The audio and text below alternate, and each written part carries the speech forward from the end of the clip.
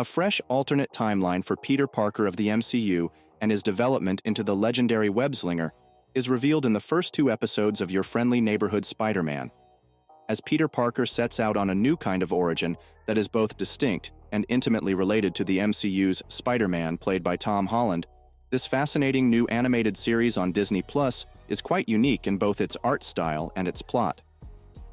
The conclusion of the 2nd episode of the premiere, when Peter begins to establish himself as a new vigilante in New York, makes this very clear.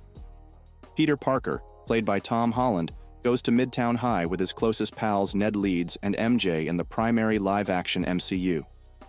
The Spider-Man trilogy of films is among the best in the MCU, with Spider-Man starting his heroic career in earnest after being hired by Tony Stark in Captain America: Civil War.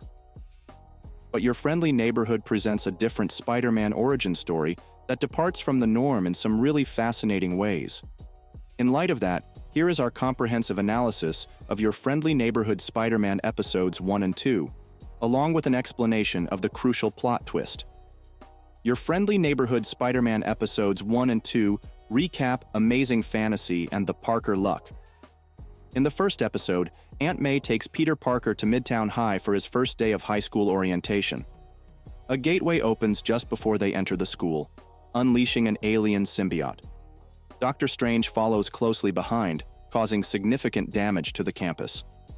After that, just as Peter was meeting Nico Minoru, he gets bitten by a spider that also entered via the portal. A few months later, Peter is attending Rockford T. Bales High School, dressing in a homemade outfit and acting as Spider-Man. Pearl Pangan, Peter's former babysitter, is the object of his affection. It's live-streamed, and Peter plays Spider-Man, saving Harry Osborn from robbers. The video that caught Tony Stark's eye in the main MCU is mirrored later when Spider-Man stops a stolen van before it can collide with a bus. Peter joins Pearl's new lover, Lonnie Lincoln, as a science partner. Lonnie, the standout quarterback for Rockford, lives in Harlem, does his best to care for his parents and younger brother, and receives good grades.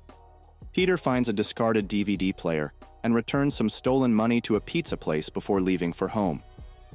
Similar to Spider-Man's first appearance in the main MCU, Norman Osborn, CEO of Oscorp Industries, greets Peter at his apartment rather than Tony Stark's Iron Man.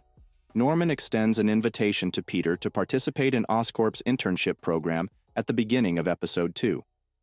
Peter meets other interns Asha, from Wakanda, Amadeus Cho, and Jean Foucault at Oscorp. Dr. Bentley Whitman assigns them to different projects. Peter joins a group led by Dr. Carla Connors, who is in charge of a project aimed at developing a battery that can run on its own. Spider-Man uses cutting-edge technology to battle Butane, a pyromaniac, because he is unable to attend a school party. Osborn shows Peter security footage showing Peter donning his costume and heading off to battle Butane when Peter returns to Oscorp and is summoned to Norman's office, proving that Norman now recognizes Peter as Spider-Man. Your Friendly Neighborhood Spider-Man, Episodes 1 and 2, ending explained mirroring Peter Parker's MCU debut in Captain America. Civil War Spider-Man's MCU debut in Captain America. Civil War is exactly mirrored in the ending scenes of Your Friendly Neighborhood Spider-Man Episode 1. In addition to having the similar conversation with Aunt May before to Norman's reveal in place of Tony Stark, Peter, like Tom Holland's Peter Parker, notices the strange car in front of his building and discovers a DVD player in a garbage. Similarly, the song Left Hand Free by Alt J, which is utilized in the Civil War scenario, is played at the end of the first episode. Therefore, what Norman probably previously guessed is confirmed by the surveillance tape at the end of Your Friendly Neighborhood Spider-Man Episode 2. Given the proof that Peter Parker is the hero who saved his son, it is reasonable to assume that Norman will volunteer to teach Spider-Man in the future of this new series.